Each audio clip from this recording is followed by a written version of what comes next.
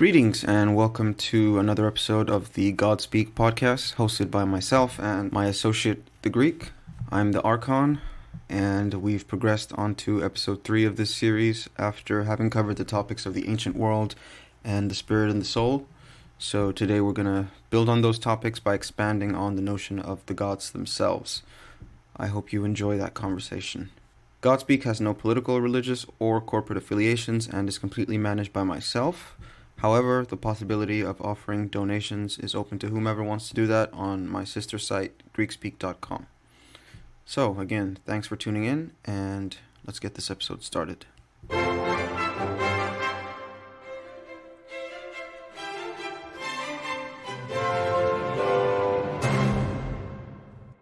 Hello, Greek. Everything good since the last time we spoke? Yes, hello. It seemingly so. Okay. Well, yeah, it's been a while, but I thought we'd look at the topic of the gods this time. We've sort of talked around that in previous episodes, and I haven't wanted to dwell too much on them because I knew this episode was coming and we could just cover it more deeply on a full episode. So to begin, we've already defined the word God on a previous podcast, so I don't think we need to return to that sort of stuff, but I thought we'd start by talking about the general perspective about the gods, because there's an infinite amount of stuff written about them, and a lot of it doesn't really lead to clarity on what they are. So you either have to piece it together through personal study, or you just subject yourself to the misconceptions of Hollywood and fiction. I think there's a CW TV show called Supernatural, where a lot of people have gotten their ideas from in the last 15 years. The X-Files is probably another one. So my first question is, given this quantity of literature and anecdotal stories and religious traditions, how does a person begin to sort through information about the gods and their society? Well, you could look at everything, and then you might want to stop looking at anything at all. Uh, One could just say, when you say the gods, in convention, it would lead one towards the convention of what mainstream religion is supposed to provide. So that is unavoidable. But I think the approach we want to take here maybe is to add clarity or create a clarity that hasn't been provided before, which is through simplicity and through examination. And then ultimately we could even say through one's experience with the information, because it is going to be just about purely informational in the end, I should say, because we're not having any overt contact, as we know. Right. I What I think meant about overt would be like a large flock of birds, a swarm of locusts, a whale sighting. And of course, I'm giving examples here that are animated, animated life forms. And not just the subjectivity, just like, for example, and you can have a room of people and they each take a hallucinogenic and they each have a separate experience. But if they all have the same experience with the influence of the hallucinogenic, one can say that's no longer subjective and it's a quote unquote objective sighting based on the, of course, then examination of who is making the sighting, right? They like to say, well, these are credible people. They're businessmen, professionals, trained observers, whatever. So when I said mass sighting, I meant in the case of crowds, or three or more, or even better, such as crowds witnessing something that is rationally and logically guided as being of the gods, not an act of God as called by many, which would be through natural phenomenon. So I think, again, just referring back to the term "who are the gods" might be the simplest way to start. Okay. Yeah, we'll pick apart, some individual ones later on. But one of the things I've noticed is how many words exist for descriptions of these supernatural entities. You've got the common ones like God, spirit, ghost, demon, angel, but then you also have phantom, genie, poltergeist, and the list goes on. Are those designations arbitrary or immaterial to you because of folklore or pop culture, or do they represent actual distinctions of species that are worth being aware of? For lack of a better term, species, and it would be the world that they occupy in a non-physical way, overlapping into this world when you look at the whole milieu of being quote unquote paranormal, which which eventually, here's the thing, will eventually the two worlds will meet and mesh and interact more openly. For most people, again, uh, what let's say, fortunately and unfortunately, we're limited by our perceptions. So we can grant that some people have a more acute or less acute or whatever perception, and that's the ability that they're able to function in and determine, whether certain things exist or not. But I don't know if I mentioned it with you on any of these sonic events before, but you hear a lot of this term about denial, for example. Like, atheists say, well, they deny the existence of God and all that. But in the systems of logic that are held by academia, in order to deny something, you have to initially prove that it exists before it can be denied. So I just wanted to throw that in there because I might bring up that term denial to certain, just refusing for cause is not meaning that something doesn't exist, right? So again, let's just maybe jump around a little bit. When we say the gods, we go back through antiquity and ancient times. It seems like a great part of the writs that we have that are still existing in the present today have some mention of a god being or the concept of a god being, and from extremely specific qualities and traits and detail to just the general, let's say, attributes. Where in a god or just gods are mentioned in general terms. So if we start looking at all of that from the past all the way to the current day, it hasn't changed much. It's pretty much still held intact. Perhaps the frequency of using that term and incorporating it in one's, let's say, daily life or in public documents is diminished quite a bit from what has, been preserved in quantity. Uh, One could say that they haven't gone away, at least as a figure of speech. But if we look at beyond the figure of speech and we look at the traits and the qualities of who they were defined to be, they're clearly superior in ability to humans, and they're clearly not of this world. And when we say not of this world, when we say the gods, most of the time, people look up. If you were to ask any of the quote unquote people at any time, where are the gods and who are they? They tend to refer to something above. And above can mean beyond what we consider to be the earthly realm. Then, of course, there's the anti concept of God, meaning most people consider things as being good, and when they're anti-good, they're usually down. So the good is above and the bad is below. So that is the simple, immature-ish, public, how would you say, publicly consumed, generalities about the gods.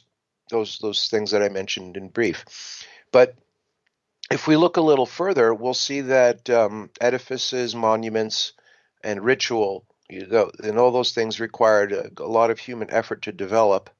Of course, most of the monuments to the main varieties of gods that we hear about in ancient times are lay in ruins, which is philosophically something to be considered, because anytime something is in ruins, we tend to rebuild it.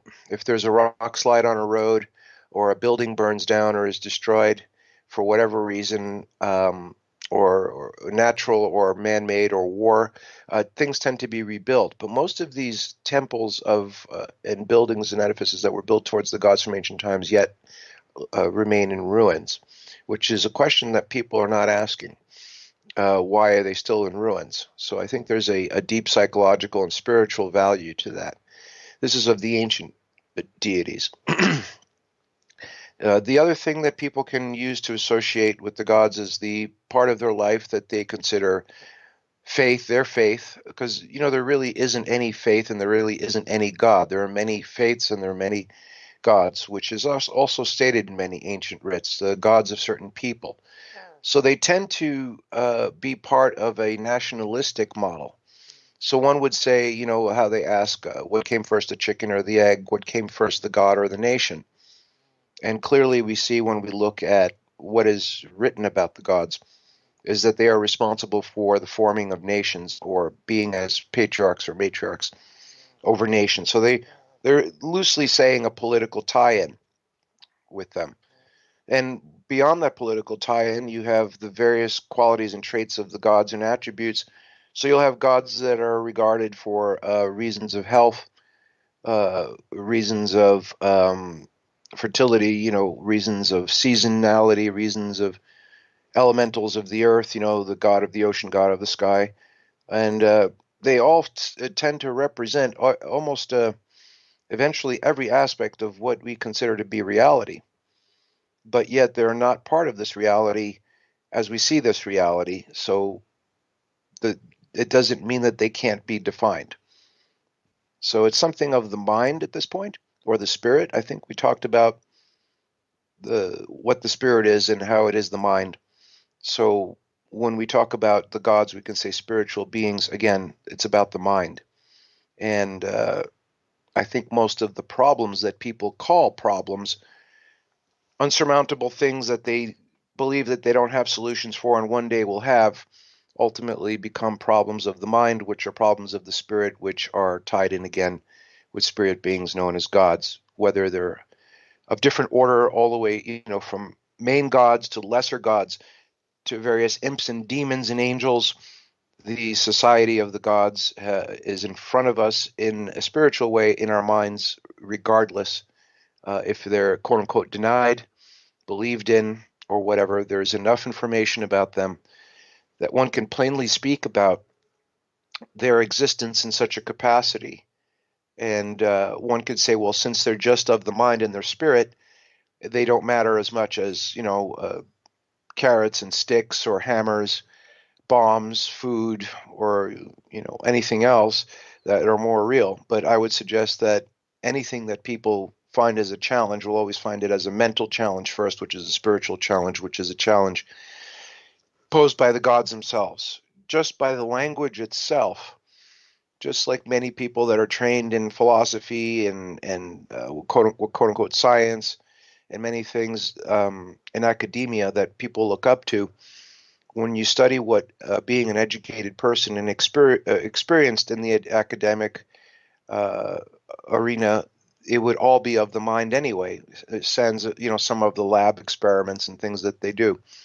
So there is a little bit of a hypocrisy with humanity, where they tend to revere and give social rank and status and entitlement to people that have spent a great time of their life exercising their mind, which is a spiritual thing. But then they tend to also, in modern day, discount that aspect of the mind known as the society of the gods that tends to exist there at this point. So I wanted to bring up the element of hypocrisy as well, because there is an interesting aspect to that with any subject. Yeah, that's an interesting point. People discount the things that they inadvertently give credit to in a different aspect of their lives. But it all speaks, in my mind, to some type of external manipulation that has to take place for that blind spot to exist, because you would think that people's intuition would point them to it, and yet it doesn't. And so ultimately, you still have to go back to that realm to figure out why it is that we don't acknowledge it. Mind control, spirit control, God control, it's all together in one. Even a husbander or caretaker, a farmer of farm animals knows that edifices, fences, structures that he installs and builds to control the animals are mostly psychological to the animal, to direct the animal into where they would like them to be located or whatever they want the animal to be engaged in. It's really hard to fathom that. The corrals and fences you see built around animals on agricultural settings could really hold a 2,000, a 2 ton or a ton and a half animal in, when clearly two men can defeat it. So it's just the animal sees it as a block and it's good enough. The concept of electro fences and things like that. So there's a saying that says that the only reason one could have a ranch with buffalo behind a corral is because the buffalo wants to be there. The moment it wants to leave, it will just go through anything you put in front of it, right? So that's more of the wilder sense of an animal that supposedly is kept. But humans, by the way, we're not animals, even though we tend to be warm-blooded and things like that. We're of a different ilk, and I think in the past, in other sonic events, I've gone into the difference between humans and animals, and in many writings, supposedly, the animals do accept direct, observe their dictates given to them by the gods, where people always question it. It seems to be an underlying principle. So even though we see them as lesser forms as a society, in terms of the gods, they deal with them more directly. So until animals can talk and give us more specifics, we're going to have to rest with pieces of literary works that tell us that or state that. But I would say it's about mind control. Until again we have until by the way, people will get again in the future. Yes, a lot of people say this. It's never now, so you don't have to prove it, right? But it's in the future that there will be an objectifiable, overt presence of this other society, mingling with this society. So, whether it's a day to look forward to, that's up to who's may look forward to it or not want to look forward to it. But again, uh, the problem that I see with humanity at whole is they see everything as opinion. They've been trained to do that.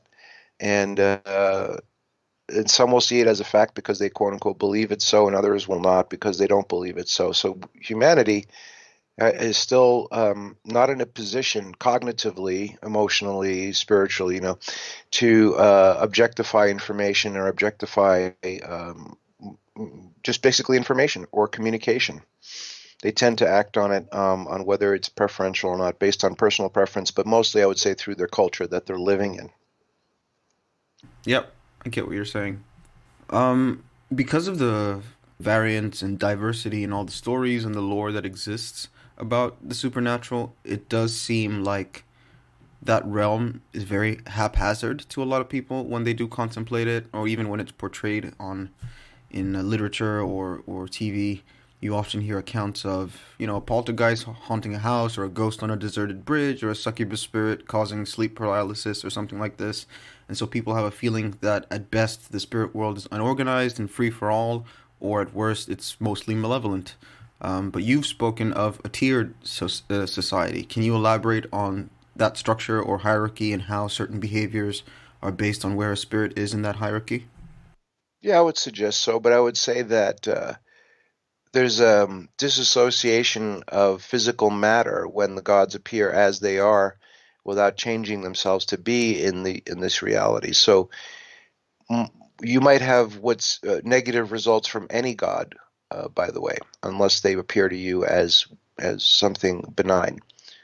So the multiple tier can be just that. It could be you have the physical realm and then the initial realm of the gods. And then if you were to, let's say, through a thought experiment or through by studying what is written about the gods, go into their realm, or if you were actually brought there, of course, it would be considered subjective. And if you ask that, once you're in that godlike realm, do you guys have, is there another godlike realm, and do you have a god? And they would answer yes.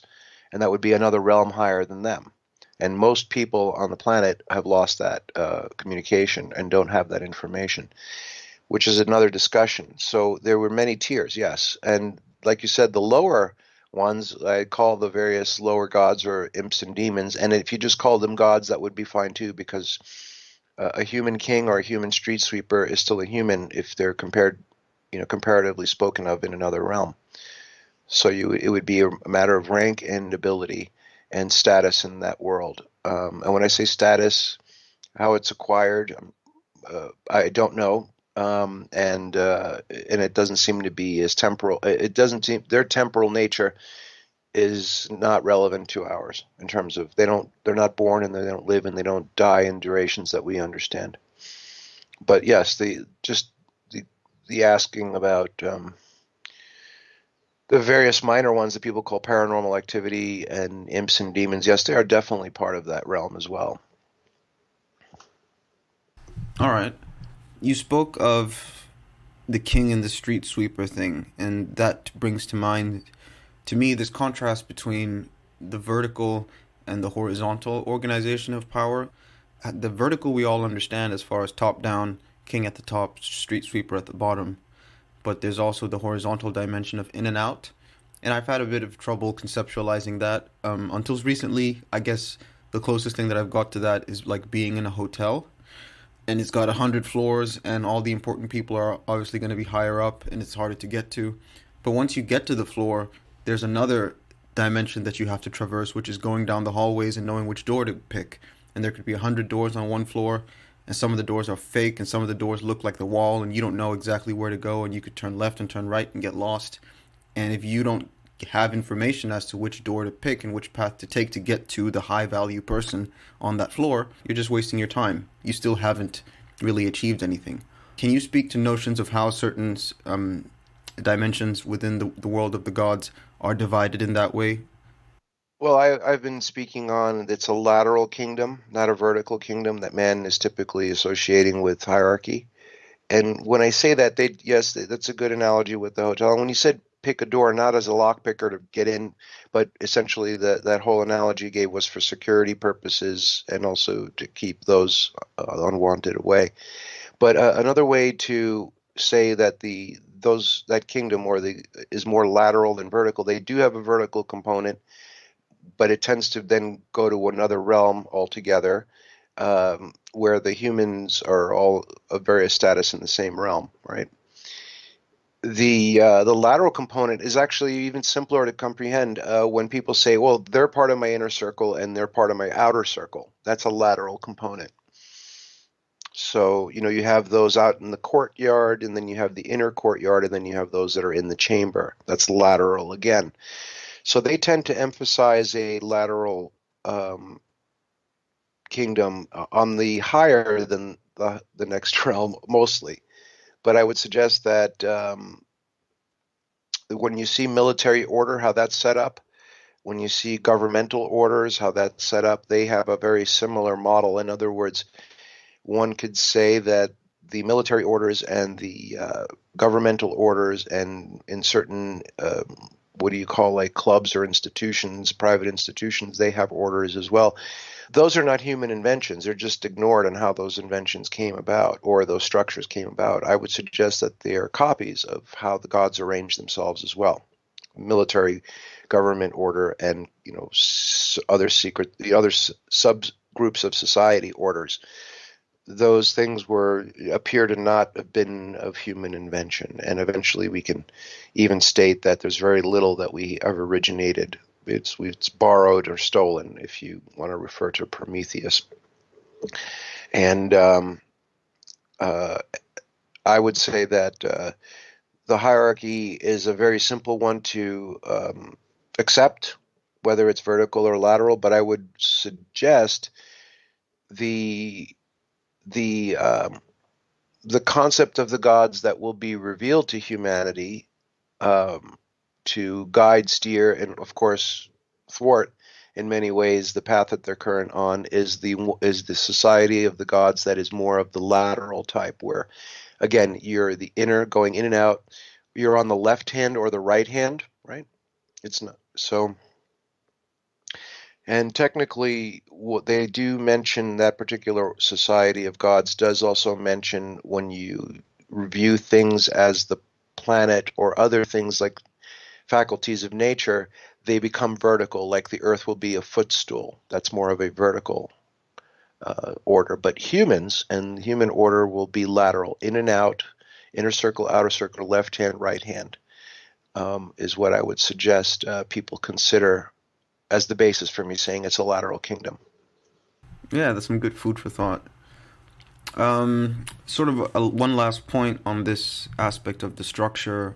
When you look at the relationships that mankind currently has with the gods, a lot of it seems to manifest in either underground occultic practices or these unreliable one-off occurrences, whether it's, seeing a UFO or a demonic possession or things like that.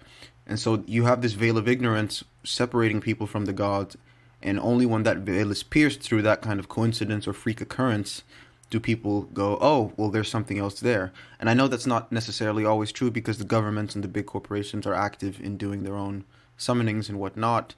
But generally speaking, what does it take for the gods to reveal themselves? Is kind of what I'm wondering. Because we can all draw pentagrams or play with Ouija boards, and yet for all these, Wicca or voodoo and psychic stuff, none of that helps modern man achieve any clear understanding. Well, let's just look at it from a very simple point of view. If you approach a society, let's just say objectively, let's say you're traveling through the cosmos or happen to be in another realm just besides the current physical realm, you're going to have to accommodate the perceptions of those that you want to acknowledge you. A simple example would be there's a group of children, and they're very immature children, and you want them to acknowledge you other than physically appearing as a large, tall, human. Um, you might accommodate them by saying, "Hey, I have candy, I have ice cream, I have toys for you." You see, that will more than have them perceive your presence, but they will then want to engage you because of their own immature desires, let's say, or they're, of course, culturally have been shown that that's what they should want anyway. At a young age, they do pick that up. So they would have to, the gods at this point would have to consider the what is in the culture and the minds and the programming of the human to experience on a mass level for them to acknowledge that what they know about the gods is true. So it would be control of nature, overt, the reversal of processes that are in nature that are always known to go a certain way. They might stop them, or they might appear as anthropomorphic beings, and ultimately they might satisfy those who are students of prophecy and fulfill those prophecies just to show that we told you so, we're the ones that told you about this, and now we're doing it. And ultimately, you're going to have to accommodate the desires of the culture that you interact with, which is interesting because there's something called the end times, and all cultures, regardless if it's a small native indigenous culture or the mainstream religions, what they're supposed to be using as their ancient writs about the gods, they're all have one thing in common, is that man's society will come to a destructive end, meaning the way his society is structured, and there will be a small remnant left, and that would be attributed to the gods. And no matter how much scientists also predict that, the scientists seemingly cannot do more than one or two natural catastrophic events at a time, where the gods are actually involving many catastrophic natural events. So, to be more specific, what people consider to be end times prophecy in any culture, by the way, including quote unquote, new age psychics, they all state that there will be a lot of destruction. And and to show that it's probably from the gods, it'll be, cosmic, solar, lunar, weather, earthquake, asteroid, all that, and the all in unison or within a very small time frame. This is common amongst all cultures for those that have studied this, where the scientists limit it. It's either this or that or maybe. So you will see, quote unquote, humanity at large becoming believers in the gods when the quote unquote end time, quote unquote, what they say, apocalyptic or Armageddon type things start to take place. Okay. It's quite a deep subject onto itself, so I think it might be worth looking at on another episode, just the notion of the end times themselves. Yeah, No. but I want to just add one thing to Mm-hmm. that. And in any time in human history, if you preach doom and gloom, you'll be popular. But if you're a student of prophecy, this has nothing to do with belief. This is just by understanding what's been memorialized. If you don't believe it or it's true or whatever, it doesn't matter. Do you know it? If you watch a something that's been memorialized on film or read it in a book, it's not a matter of belief. Are you engaging what is being communicated through the medium, right? Whether it's film, audio, or literary, it doesn't matter. It's not a matter of belief. Are you comprehending what is being communicated?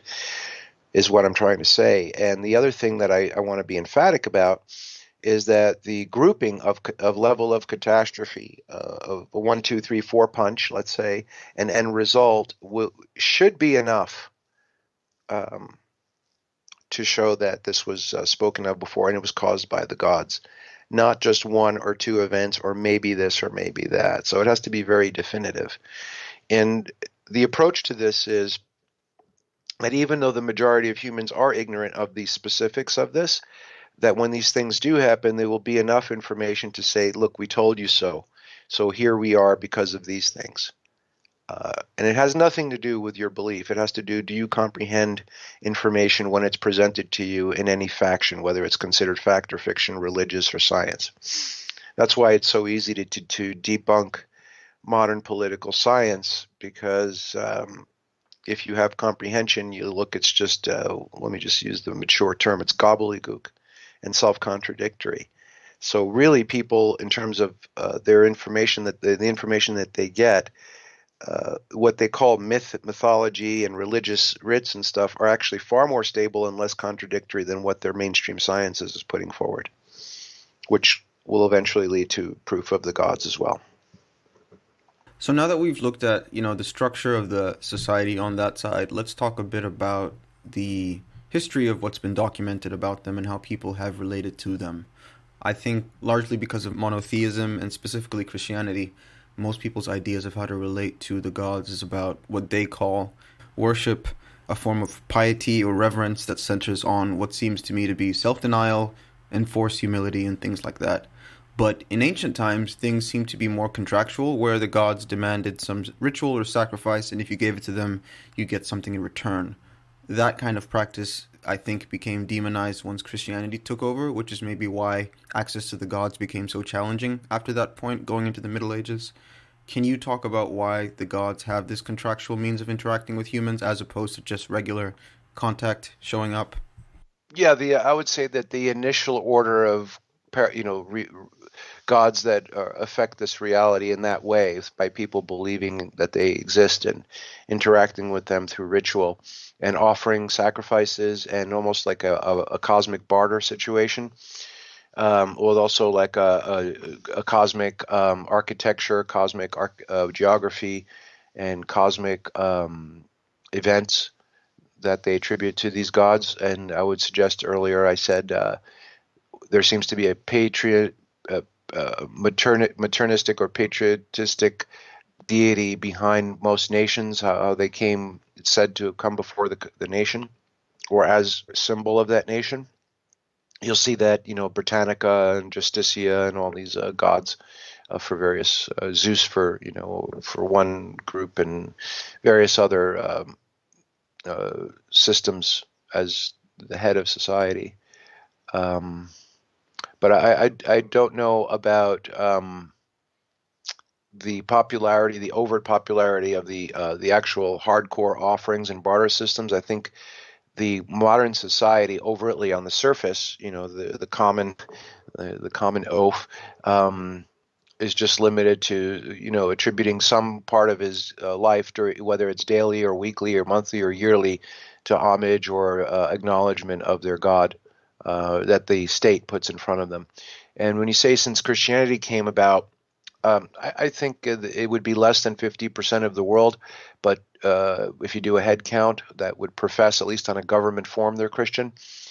But Christianity is a function of the state, which is a function of another god, which we can probably get into in the future. I would suggest that it's accepted by academia as being the state of history that we're in. And I would suggest that it is a very poor quality, very low form, almost detracting from the essence of what the gods really are, as almost has been a distraction with a label on it called Christianity. And I know that might make some people, let's say, unhappy, but once you get into a religion that openly worships fictional things like Santa Claus, the Easter Bunny, and other traditions, and they tell you that it's not true, there's a psychodrama there that one can easily say has contributed or is either a byproduct or contribution to the insanity of modern man. Because to say on one side your faith is based on something that you willingly admit doesn't exist, or is fictional, we do it for children or whatever makes us happy, we have a day off from work, is a serious defect in the mind.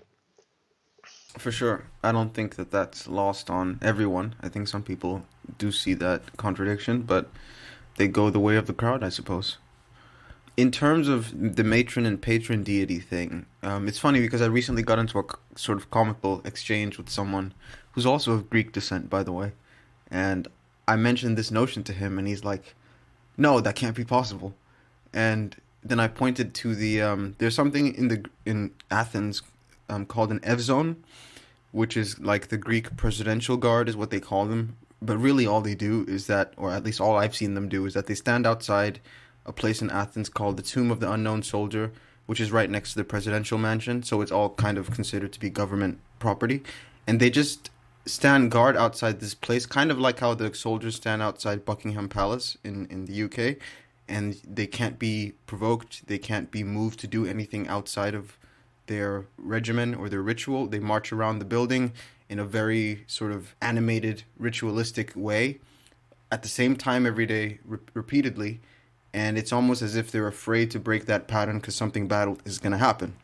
And I pointed this out to the guy I was arguing with. Like, you don't see that this is something that's been mandated from a place that's higher than just your government, that these people have to do that. Or like what they do at the border of India and Pakistan, where they have to have these marching rituals at certain points, otherwise they feel like something bad's going to happen. You don't feel like that's ordinance? I always thought it was funny how people just ignore that and take it as like a tourist thing or a cultural thing and having no divine aspect to it. Well, again, it would be the horse following the cart or the cart pulling the horse. That is allowable, by the way, when dealing with the gods, to develop a culture, which is hard to say, even when someone says, I invented this, well, where did it come from? So ultimately, you could grant the reason for that being that way, and the reason for sustaining it is because of the divine. But from what I've learned and just studying rudimentary stuff that's been put down through the ages about the gods, they will accept something that people develop on their own, if there is such a thing. And they would not want it changed if they've dedicated it to the gods. See, so these Evzone, they wear skirts and the pom-pom on their feet and carry a rifle, and they wear like a beret, right? White. Yep. Is it? Okay. Yeah, I think that's more esoteric and complicated to why they're doing that. Because you can actually say,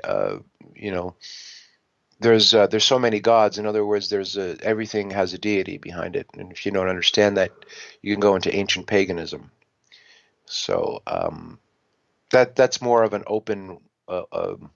That won't lead us to any specific definition of what's going on and who the gods are. But it is a point that what they're doing, and Santa Claus, Easter Bunny, and many other things like walking around a Kaaba or something, would go into the category of absurdities.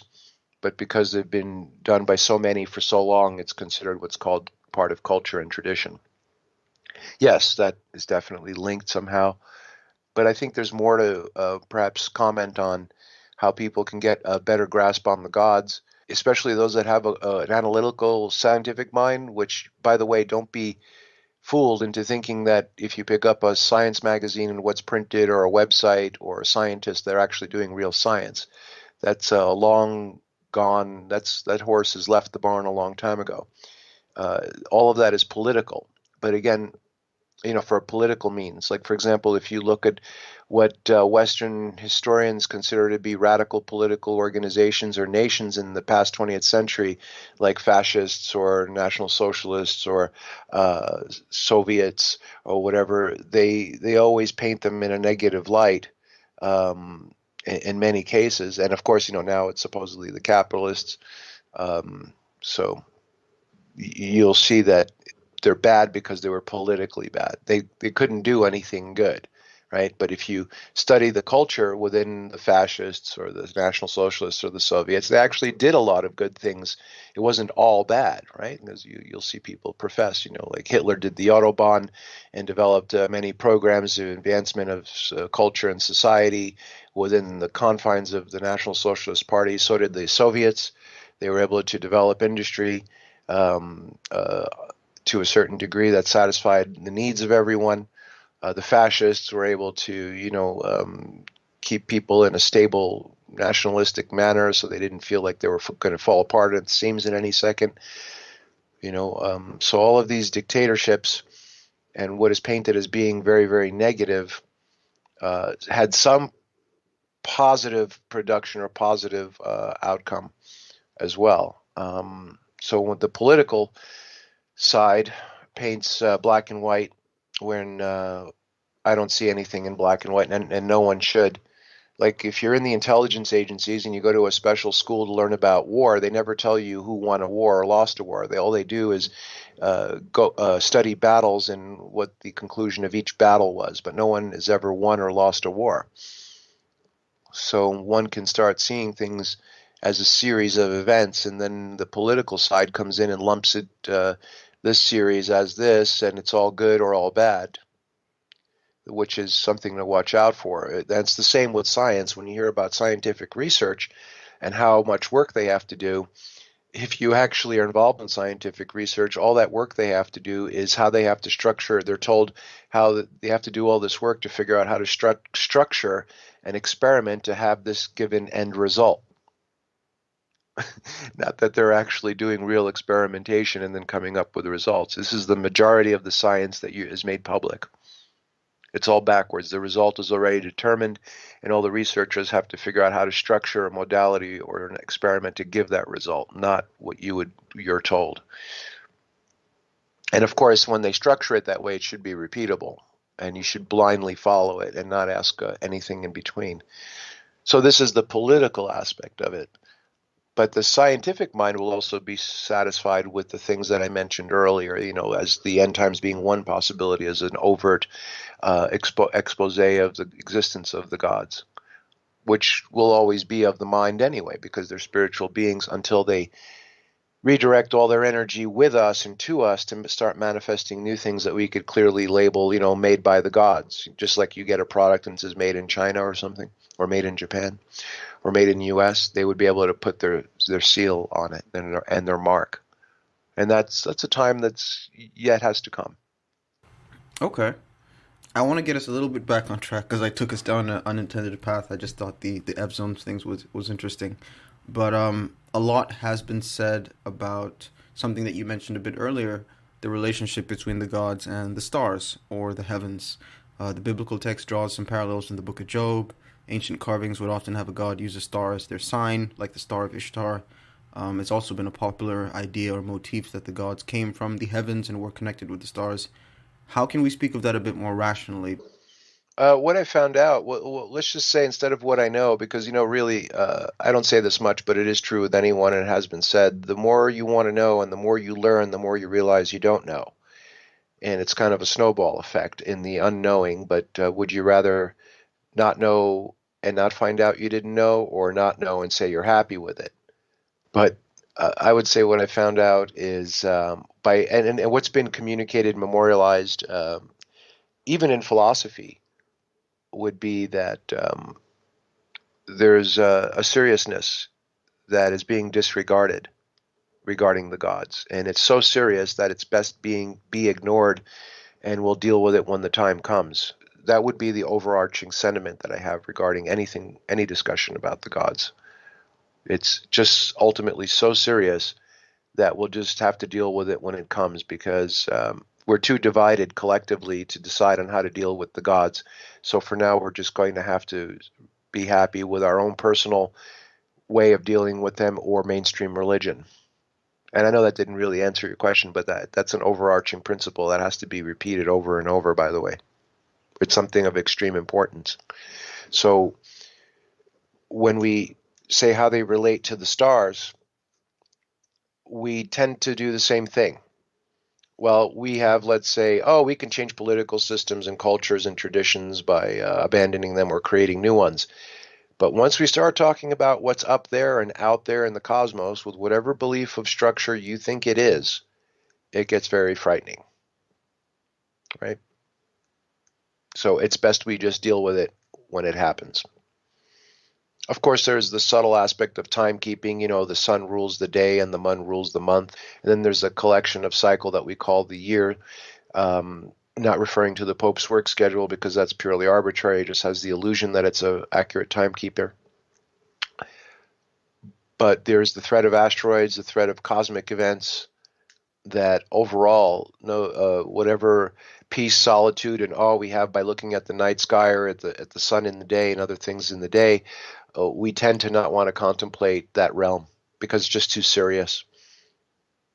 That's why I've been a big proponent of saying that when there's going to be potential harm coming from out there, whether it's an asteroid or a planetary event or a solar event, you're not going to be told much about it. And the powers that be in the world would rather not tell you about it and just prepare themselves to deal with the consequences once the event is over. And it's the same with the gods. So that's all I can say about up there. It's very, very serious stuff. Very serious. And it's because it's a seriousness and it's possible tragic outcomes, it's not discussed or considered. In the meantime, you just enjoy what you know and can see about those things, meaning above. Cognitively, people are operating on such a minimal level, low level, that it's very difficult to even engage in discussion. And of course, the political science, not as political science, but the science that they're given is so politicized and so much thwarting any critical discussion, critical observational, critical thinking, that the subject falls into becoming moot, and it gets heated into a point where people can't stop collectively and say, well, we don't have anything to really look at constructively. We have to have different belief systems, just like the religions, right?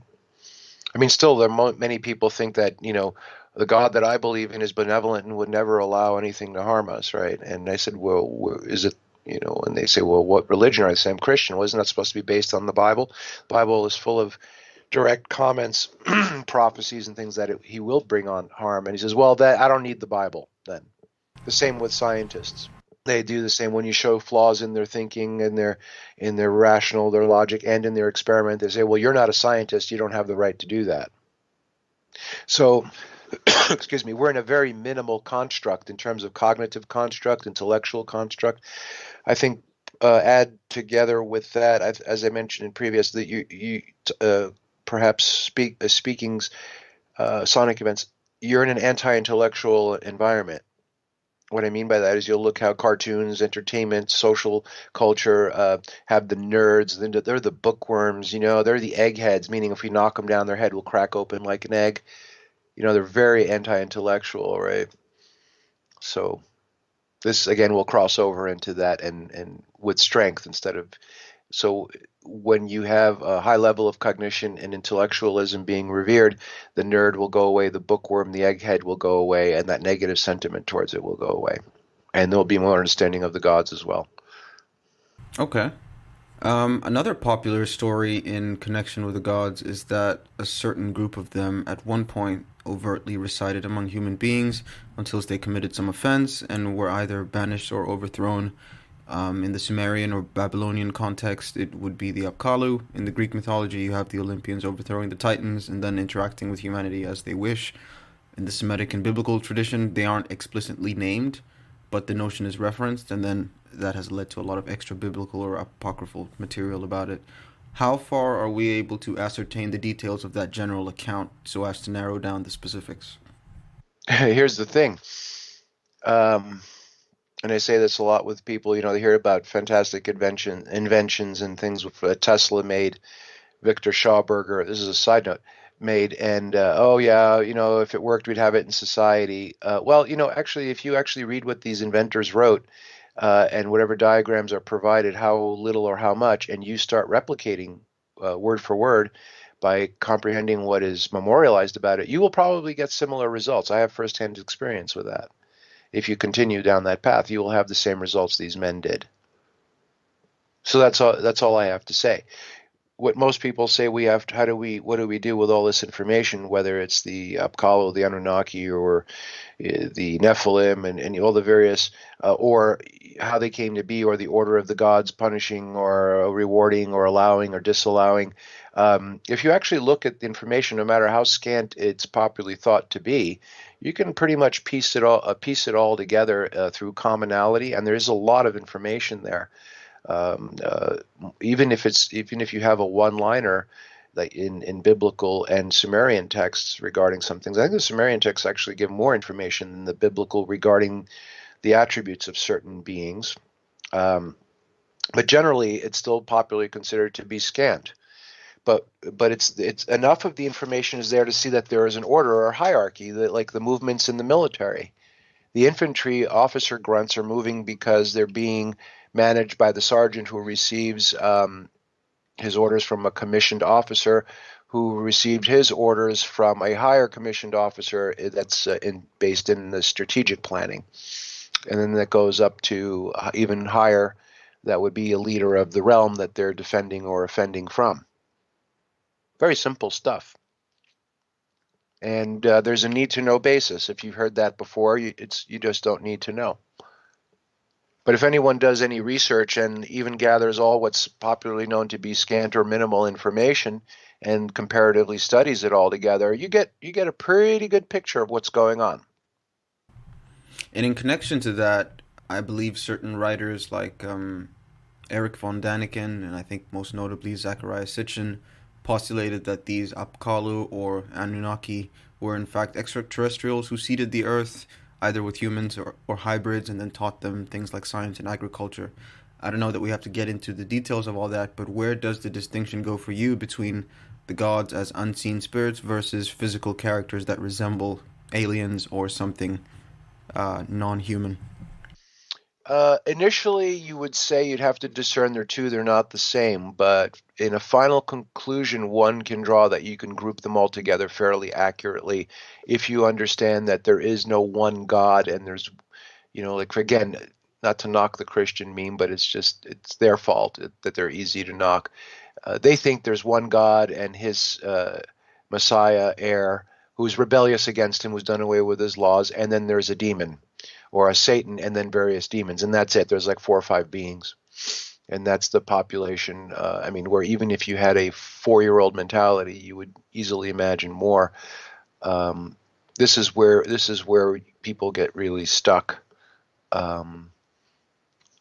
So if you were to say, like many do, oh, those aliens are really demons, well, yeah, they kind of fit the bill, but they're not, because there's a variable ecology in the universe. So I would lean to say that there's plenty of beings out there, and in many capacities, and they might appear godlike. But if you were to group anything like von Daniken and Sitchin did as being extraterrestrials and all that, I wouldn't say it's accurate, but I would say it's fair. Right? I think it's fair to do that.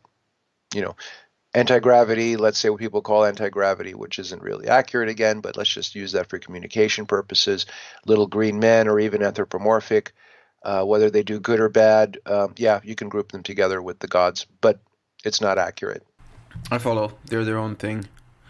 I think anyone who sort of looks at common literature throughout the last 2-3 centuries and pop culture will have seen references to certain human beings whose natural lifespan are unreasonably long.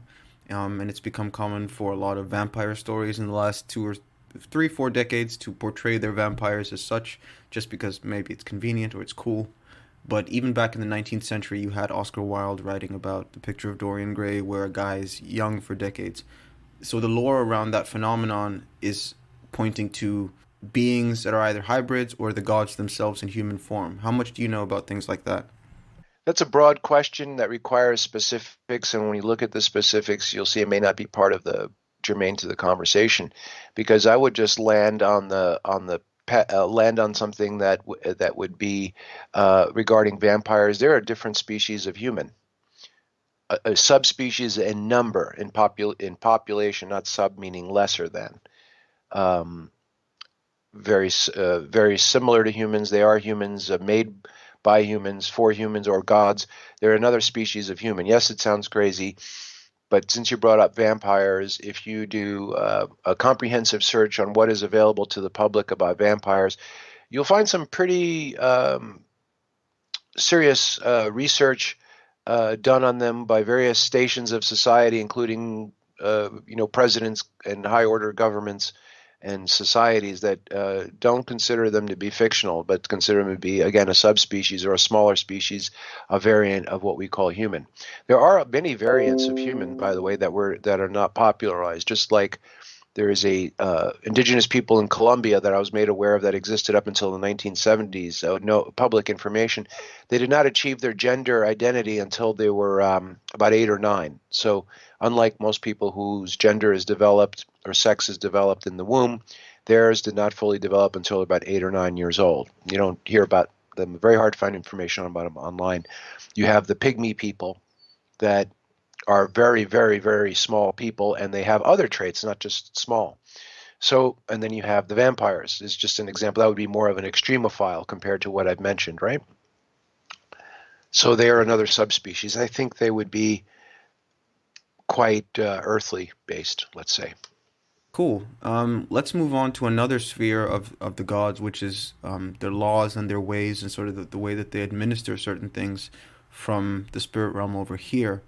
When we look at the earliest memorializations about the gods that have been translated anyway, I know that there's some, like the Vinca script from the Danube civilization, that aren't translated. But when we look at the Sumerians as the earliest example, what we find with them is that their cities were ruled by kings who claimed to have the backing of a god. And one of the things that you've spoken about as a distinguishing factor between high level and low level gods was how the higher ones administered laws in a more like determined way or definitive way. And so the more sophisticated and nuanced the law code of a people, the more eminent the deity was behind it. What makes you say that? Or what makes you put weight on the law aspect? It's just by example. When a king, if you look at something that is taught in mainstream school, the Code of Hammurabi, if you go and read it, it starts off with it's dedicated to a particular god, Marduk, I think, or something. Don't hold me to that, and this is the Code of Hammurabi, and they start off with that. If you read, for example, the law, what's called the U.S. Constitution, it's dedicated to establishing what? Justice, that female goddess. So there is always some attribute to some law body, to some god, usually. A lot of the treaties do that as well. And then there's the various levels. And now it's gotten to the point where you mentioned earlier the ritual sacrifices and the simple barter concept that people have. You do this for God, and they'll do this for you, has kind of disregarded the aspect of a quote unquote lawgiver. And of course, biblical law has been disregarded because supposedly the Christ figure is a rebellious son and did away with everything his dad put down, right? So, I mean, which you won't find in any writ, but it's in their culture.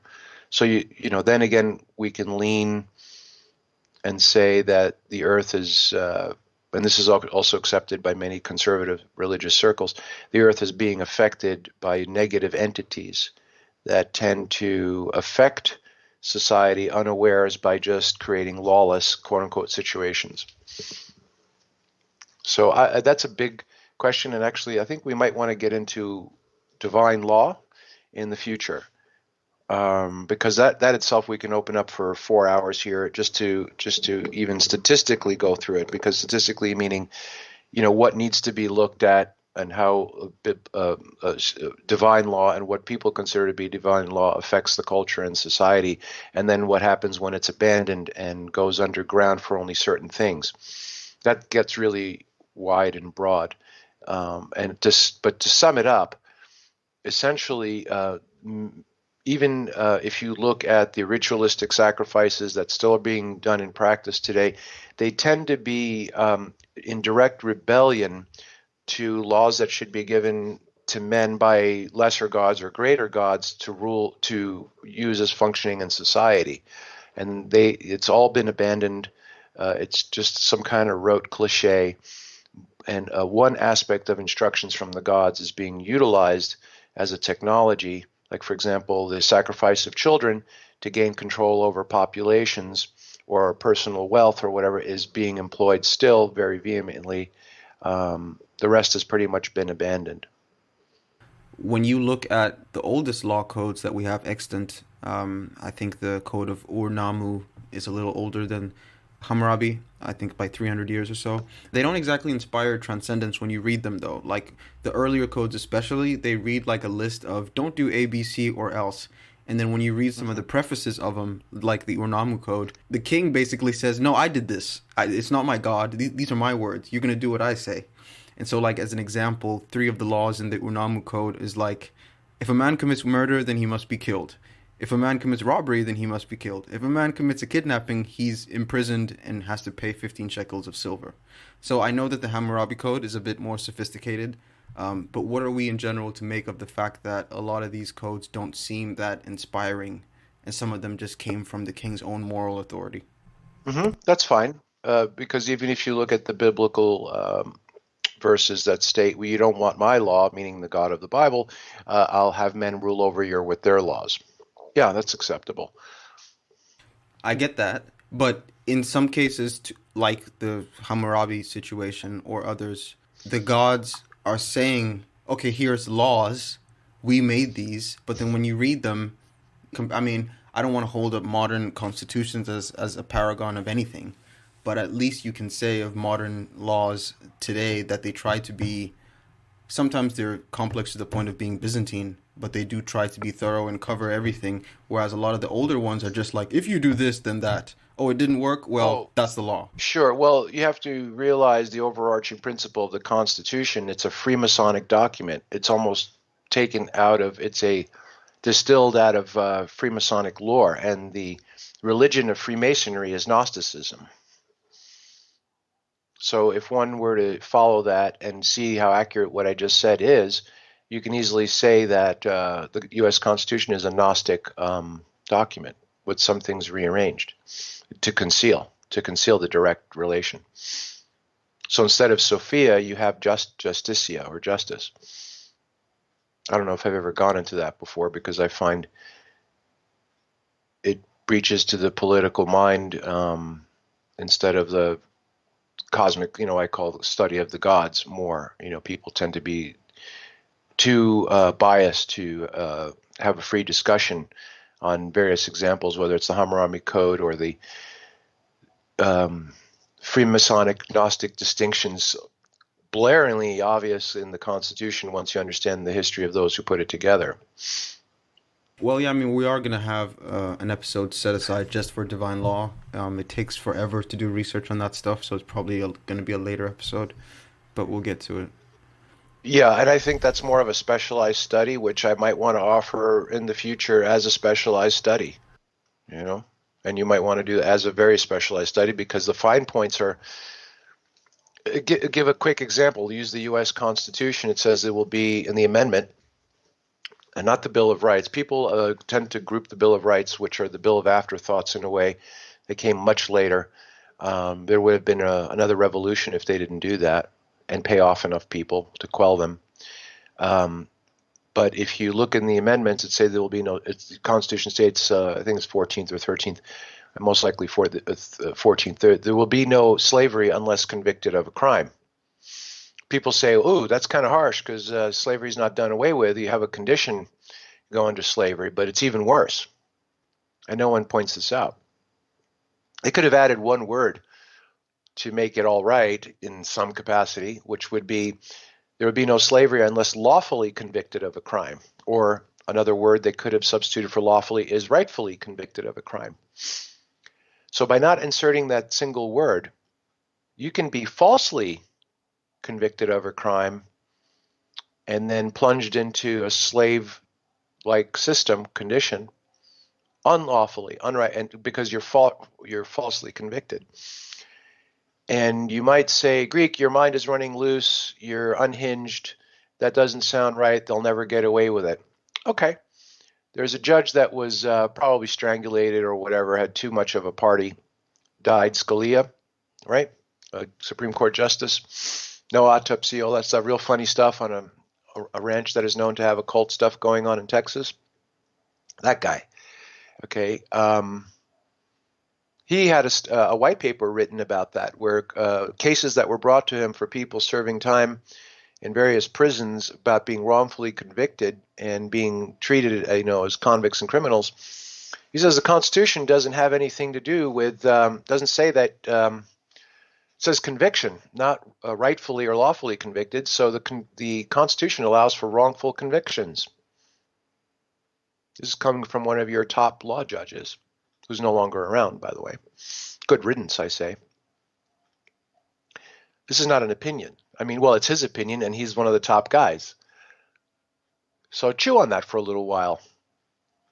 Yeah, that is something to consider. Right, because of all the stuff the Freemasons do, they cover their conscience by making burn hospitals for children. You ever notice most of the hospitals they do are burn hospitals? Well, guess what they do with their human sacrifices? They always show you and tell you what they're doing by what they're trying to appease society with benevolence. It's none of my business. I hope it never is.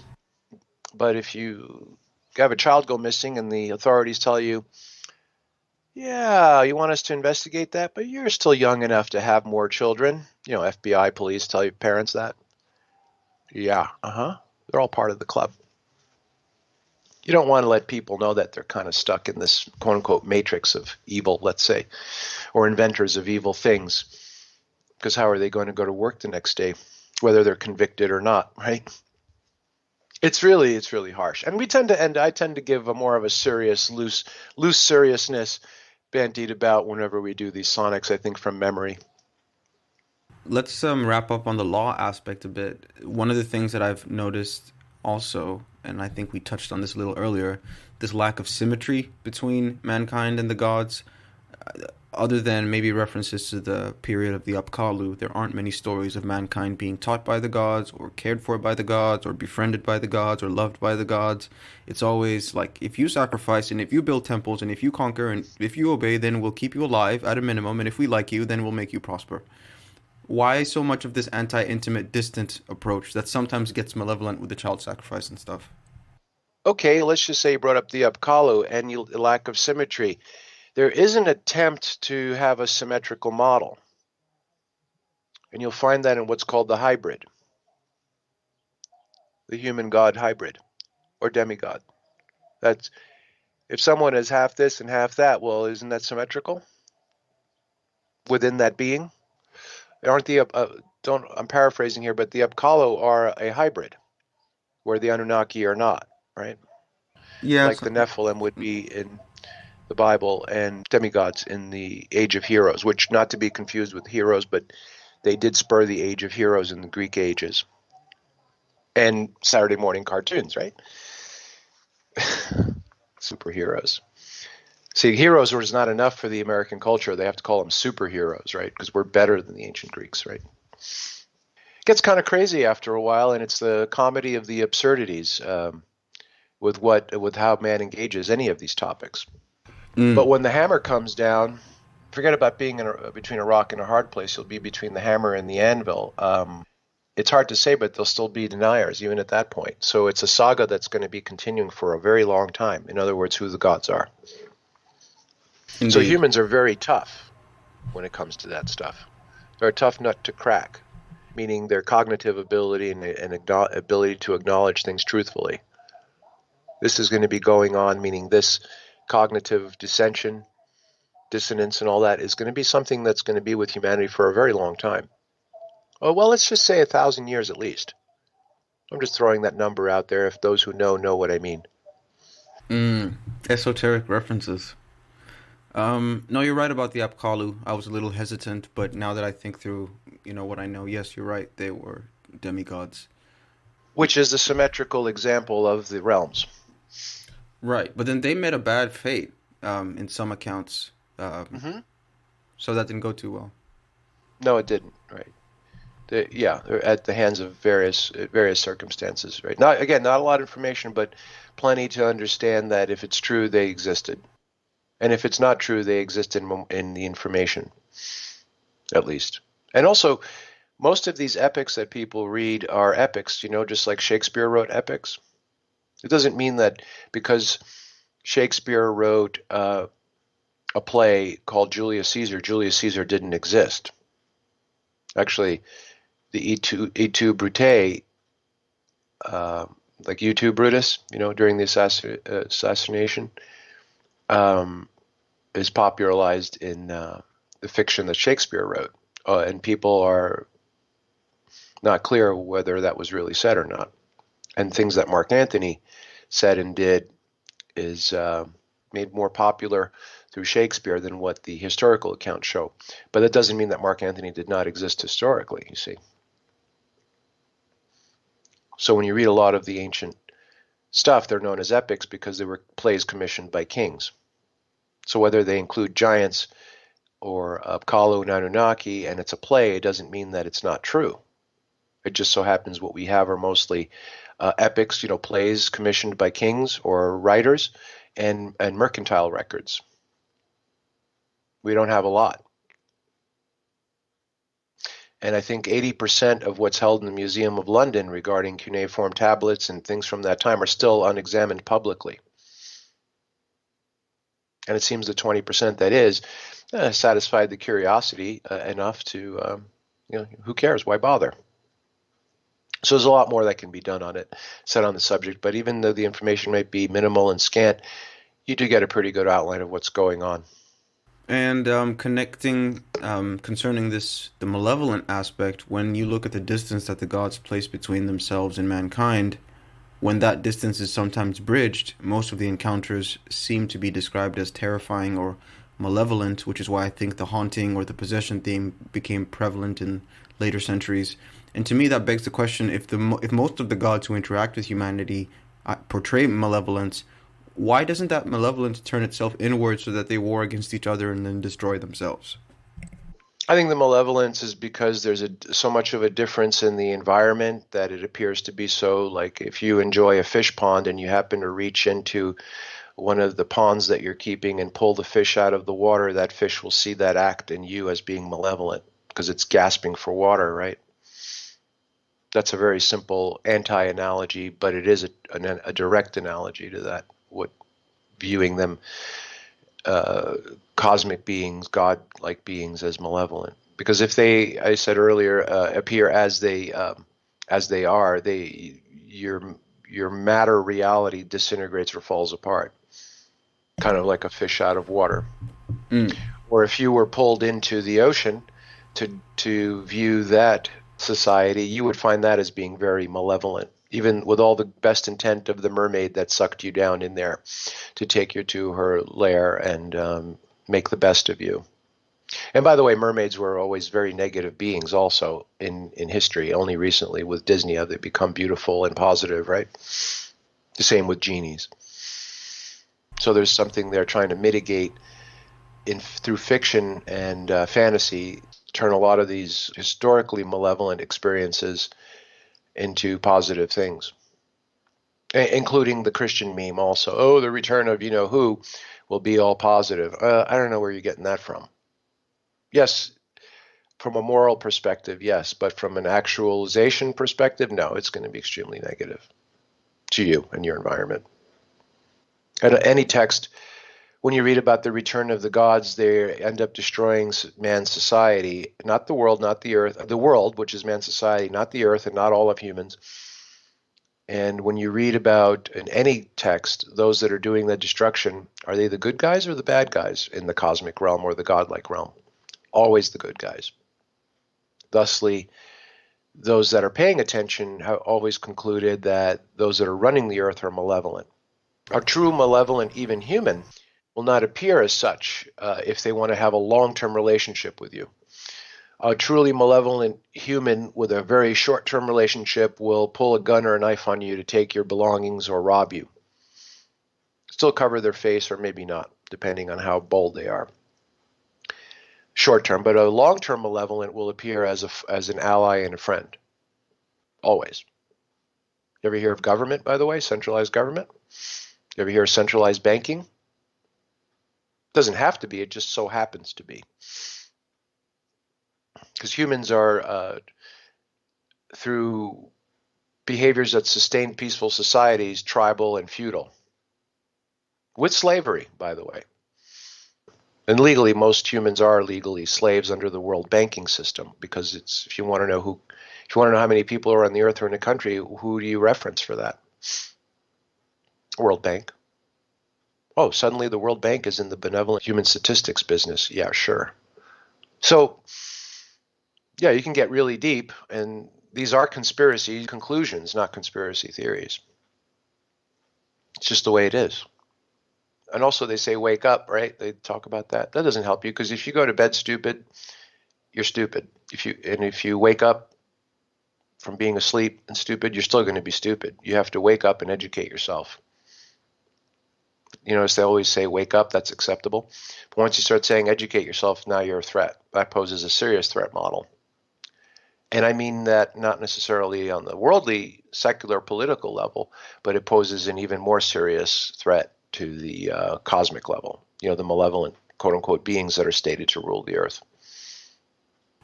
Well, I mean, since we're on the topic of how the gods operate, I'll just stick with it a bit because some things came to mind. I think we'd be a bit remiss not to talk about one of the more popularly demanded rituals, which is that of sacrifice. I know we touched on it a little bit before, but just to do a little bit more of a narrow inspection, I've kind of always been struck by how ancient gods would at some point obligate their followers to make blood sacrifices to them.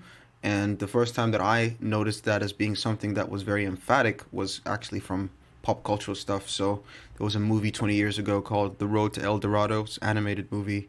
It's about two Spanish guys that search for this lost city of gold called El Dorado. Eventually they find it. The inhabitants presume that because they're white, they must be gods, and the high priest keeps insisting on making human sacrifices to them. And then the Spaniards, obviously having no clue, they keep refusing to accept the sacrifice. And eventually, the high priest realized that wait, you can't be gods because gods require blood sacrifices as part of their regime. What have you been able to uncover about this relationship between the gods and their lust or appetite for blood? It's cosmic commerce. Most people, to talk about that, you could briefly state this: human commerce. Very few people know this. It's very obvious. That's why they don't know it. In commerce, you use something called currency or money. For the nobility, it's the gold, and for the common people, it's the silver. For the poor, it's barter, and for the slave, it's credit. That's why the whole world's under a credit-based economy. Now, when humans do commerce with the gods, and I would even suggest when the gods do commerce amongst themselves, they use blood. That's their currency. So if you break rank from either one of them, if let's say the pauper, the poor, want to do commerce with the common man, they're going to have to come up with some silver, right? But if the common man wants to do business with a pauper, he better come up with some barter. So whatever system you go into, up or down, the direction of the purchase has to satisfy the means of commerce or exchange that particular society uses, right? So if the king or the nobility that uses gold wants to do commerce with the slave, they would give the slave credit. Oh, wait a second, that sounds like what's going on. And if the slave wanted to do commerce with the king, that slave would have to come up with some gold. You see, it's the direction of the purchase. So because the gods use blood as their currency, when the human wants to do a purchase with the gods or an exchange, they have to provide blood. But in contrast to the human side, where you have tiers of currency, gold, silver, credit, etc., on that side, it's just blood. Well, with the gods, right? And don't get confused about the gods demanding certain things encased or covered in gold or in silver and things like that. Don't get confused about that. In other words, the direction of the purchase, the currency exchange, must be in line with the direction of who the purchase is directed to, meaning the seller. The seller makes the demand, and the buyer must satisfy that demand, must tender that demand to that demand. That's why when you look at the slave society on Earth right now, when the slaves do acquire physical bullion of silver or gold, right? It's never considered currency. How does the slave acquire silver or gold? Where? On what market? The money market, the bank, or the commodity market? Commodity market. So when you're going to acquire blood to do purchasing with the gods as the seller, you have to go to a commodity market to get the blood. You may not want to offer your children, but there's plenty of poor people that will sell you theirs to do that. Even today, by the way. But you also have situations where people made sacrifices and there was a qualitative difference between your blood sacrifice and somebody else's. Like some people did that and it had no effect whatsoever. And then the king, when he wanted to win a war, had to give his own son. Well, he could have just taken the bum's son, but the god wouldn't have any other person. It's called terms and conditions because that somehow must have been agreed to prior to the event. Terms and But conditions. What's so hard about that? no, that's fine. I get that. But in some cases, it seems as if the terms are either not understood or are reneged upon because, the last episode of the Greek Speak podcast, you talked about cannibals, dolls, and birthdays, and the Kanon balls, right? They were eventually run out of town because people were like, y'all shit don't work. And it don't. And they went up and became the Druids, about 4,000 miles away. But those guys had, I mean, at least from what I have been able to see, they were renowned for having a power that was very real. So again, it's kind of like this mixed bag. Like over here it works, sometimes it doesn't. Over there, when they run off and do some other thing, then it works. I think it works even when it doesn't work. Because not knowing what to do is sometimes just as important as knowing what to do. Or knowing what happens when you break the terms and conditions you agreed to is just as important as fulfilling those terms and conditions. It's called testing. Let's keep things simple. It doesn't mean that, well, I would suggest that most things that people question as unknowns, I would suggest are simple. But most people question them because as unknowns is not because that they don't realize they're simple, which they don't. They acknowledge them as being mysterious and ineffective because they're not easy. Simple doesn't mean easy. Simple can be difficult to accomplish. Very simple, we point to the top of a mountain peak. You see that? Yes, I do. Is that complicated? No. Go there. Ooh, not easy. Well, it's simple, right? The mountain provides you everything you need to get up there to defeat the effect of gravity. But it's not easy, is it? There's many examples like that. Building an infrastructure for a country or a city. Simple. You see that? Here's a map of the land. Look, you see these lines made of concrete or asphalt or whatever? Simple, right? Do it. Not easy. Simple. The currency of the gods is blood. Whether you are too dense and ignorant to understand the terms and conditions if they're set or preset. And by the way, most of the rituals that do involve that sacrifice, that blood sacrifice, have terms and conditions in grimoires that go back thousands of years. How many times have you heard even above ground, commoners doing things in their tradition, and that one will criticize another, saying you didn't do it right because you didn't do this, or include this when you said that, or you see, you hear that in any common variant of any culture and traditional ritual. Oh, I do this ritual better than they do because I include this. They omit that. You hear this all the time, especially with politicians. They're supposed to read them an oath. They don't. This is taken out of the oath. This is right. You can have a general in a particular country saying, basically giving verbal orders to infantry in another part of the world that rains pillage and destruction by a word. So that is very important. The terms and conditions are words. So I mean, if the death or loss of life is a constant, right, that every human animal has to endure, and you're saying that the shedding of blood constitutes a form of currency for the gods, but then that implies a sort of morbid undertone where maybe a universal endpoint of humanity is to have their lives be cashed into some bank account on the other side. Because someone has to profit when life is well, taken. if you were to overly simplify it, so that you can lend to understanding, yeah. But there is blood offerings, for example, signing something in blood, where the victim or the participant survives the occasion. Yeah, I mean, but they still, after the event, they become a slave, no? Like a bondage slave or something? Well, the mob, is very typical. It's even in film, They do a ritual to indoctrinate someone into the higher tier of the organization.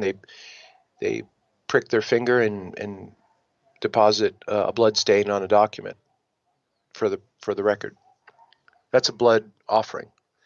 That's like going out and buying a 50-cent stamp or a, half euro or €1 stamp, and putting it on something to legitimize it. It's a license to invite the cosmic world when you do blood. That makes sense. It's a fee.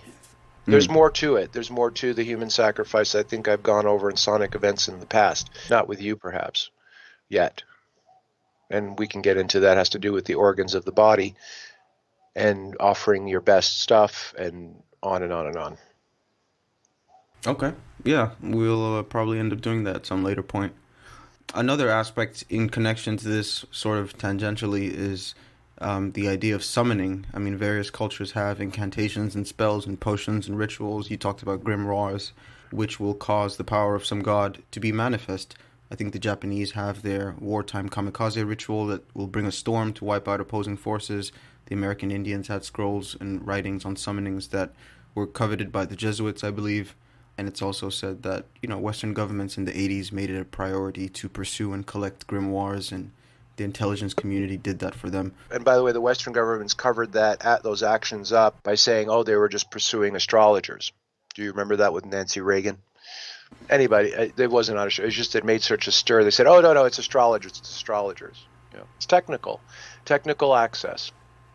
So let's say you have in your possession some prized scrolls or writings that are grimoires, or the technical access, meaning if you say this spell or this incantation, it'll evoke a demon every time because it has accurate effect. It's an accurate account of what needs to be said to bring this demon, and it works every time, right? And you put it in the back of your car, and your trunk opens, it falls out, and some common oaf finds it, takes it home, and is able to read it, and he has a demon appear. He doesn't know what's going on. This sounds like the makings of a Spielberg film, right? You see how simple it is? The demon or the entity also can discern who brought them in and might ask that. It says, who are you? Right? Why did you call me? Not to belittle the weight of that, but I also remember that in the books of Narnia, in like the seventh one of the bad guys summoned a god that he didn't believe in, and when he showed up, he's like, "Oh, so you don't believe in me, but you called me? Are you stupid?" And then he took him and went into the spirit realm and did whatever he did to him. I think he tortured him or something. Mm-hmm. At your own demise, yeah. Be careful. There's things in the physical realm, poisons, nuclear waste, let's say, or I would say that's overrated. But, biological toxins and things, again, overrated. But there are things in the physical realm that are considered taboo to play with, and banned substances. I mean, there are poisons that are so toxic. In the halide groups in the periodic table, there are certain acids that are formed with halides that are so explosive and so unstable that they're banned. They're banned within even scientific and military communities to handle. There are some acids that are so toxic and explosive that they exist and they're stored, but they're not handled because that's how volatile they can be, right? And that's just an analogy for the spiritual realm, Yeah. Lastly, I think this will be, I think we've gone longer than most other episodes on this, but I'm also interested in looking at how the gods interface with the human mind, because the idea of possession is a common one, as well as exorcisms, dreams from the gods, visions, etc. To be able to take control of a human body and displace a person's consciousness is something that I think The Matrix illustrates very well, the movie. When an agent in that film takes over someone's body, they lose consciousness until the agent either dies or relinquishes control of the host. You've made statements in the past on how that portrayal is actually quite accurate, correct? Okay, that's really simple again, but not easy for people to comprehend. The analogy that to simplify it there would be how the major networks or streaming, video platforms appear on your television set. Why is it when I turn on the TV I get a major network? Because that's how they, that's how they manifest, right? the major TV networks. Why is it when I turn on the radio tuner, I get radio stations? Well, what came first? They have to both work together. They both kind of are, one is a manifestation of the other to a certain degree, but one came first. I think the broadcaster, the gods came before the receivers, the humans. The human Mm. mind is just a receiver and a transmitter because, if you have cable or some satellite does it, but not, they gives feedback to the main network. They know what you're watching, for example, like quote unquote cable television. Yeah, it's again the simple analogy. If you're walking by a picnic area or the beach and you hear someone has a radio playing jazz, do you think if you open that radio, there's a little jazz band in there? It's a receiver and a transmitter, let's say, the human mind. Anyone that understands basic, well, even it's a little more than basic radio, can study the brain and say, oh yeah, that's following the anthropomorphic. I call it the star configuration, and the human brain. It's following certain propagation protocols. Just like I've discussed in other sonics, perhaps the human body works by induction, not absorption.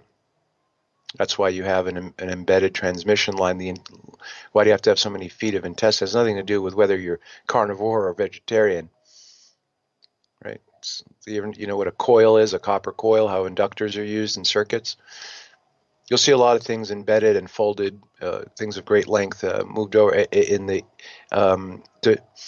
like the human intestines and the brain, which display the principles and properties of inductions and inductors. Look it up. What is induction?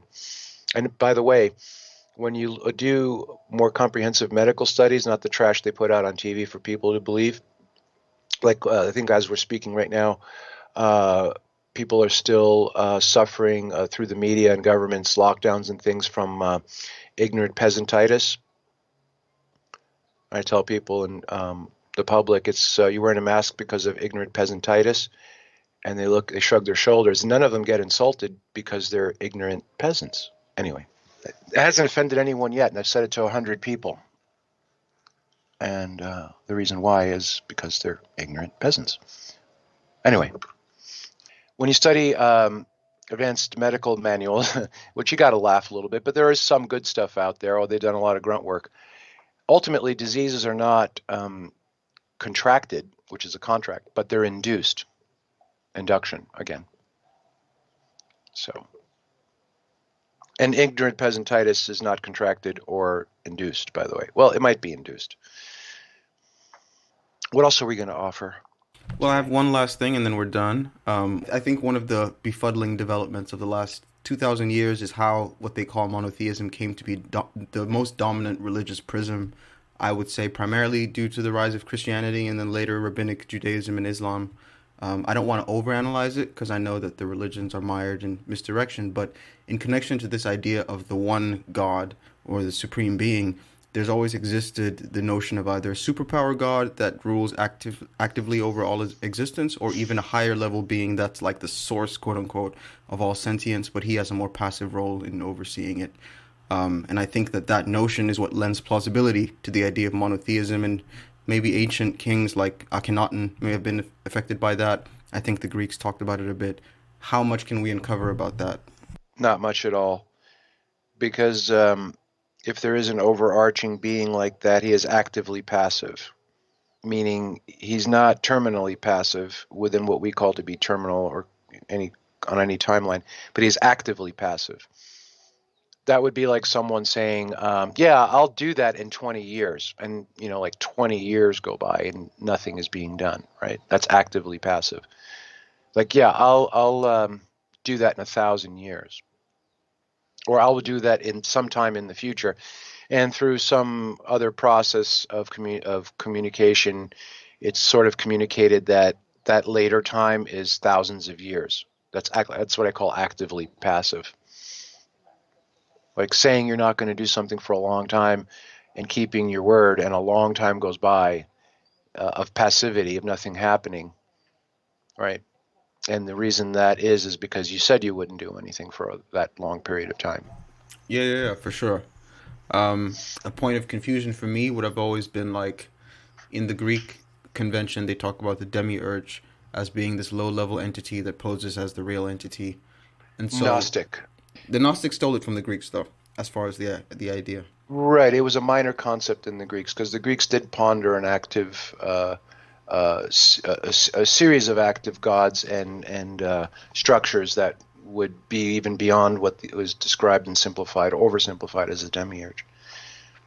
Right. In other words, what you see that pondered in ancient times was not as simple as a demiurge, which in a demiurge itself does encompass, someone who is actually provocating everything that we see. But it's not a demiurge. Demiurge would be like army.